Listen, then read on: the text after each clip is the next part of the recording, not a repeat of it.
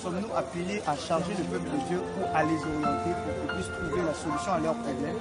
Telle est la question qui nous est posée aujourd'hui, ainsi que nous allons le répondre à la lumière de la parole de Dieu. La Bible dit dans Matthieu chapitre 11, verset 38, « Venez à moi, vous tous qui êtes chargés et fatigués, je vous donnerai du repos. » Là, nous voyons un modèle que le Maître nous a laissé, celui de ne pas charger le peuple, mais de leur faire entrer dans leur repos en les orientant pour qu'ils puissent avoir la solution à leurs problèmes. Chose qui n'est pas faite aujourd'hui dans le chef de plusieurs hommes de Dieu qui ont oublié le modèle laissé par le Maître. Dans 2 Rois chapitre 5, on nous parle d'Élisée le prophète et du général Naaman.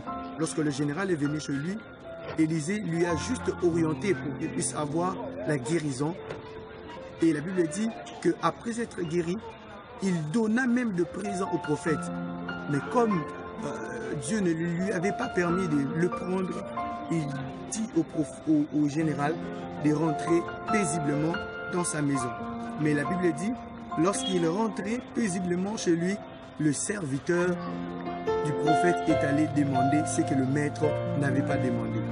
Plusieurs hommes de Dieu aujourd'hui demandent ce que le maître ne leur a pas dit de demander. Raison pour laquelle, de la même manière que le serviteur du prophète Élisée s'était vu hériter la lèpre de Naaman, plusieurs hommes de Dieu aujourd'hui sont des lépreux spirituels. Et ils ne peuvent en aucun cas aller de l'avant. Pourquoi? Parce qu'ils sont allés à l'encontre de la volonté et du modèle que le Maître a laissé. Or, la Bible dit dans 1 Corinthiens chapitre 6, verset 10, que les cupides n'hériteront pas le royaume des cieux.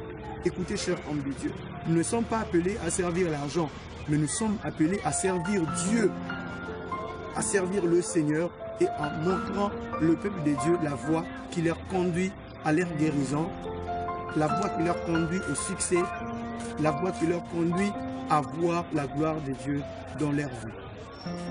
Nous ne sommes pas appelés à leur charger, mais nous sommes appelés à leur montrer la bonne voie qui leur conduira à voir la main de Dieu dans leur vie. Tel est le message que nous avons apporté aujourd'hui. Que le Seigneur Dieu Tout-Puissant vous bénisse, qu'il vous fasse du bien par cette parole. C'était le germe Daniel Bouliko. Je vous retrouve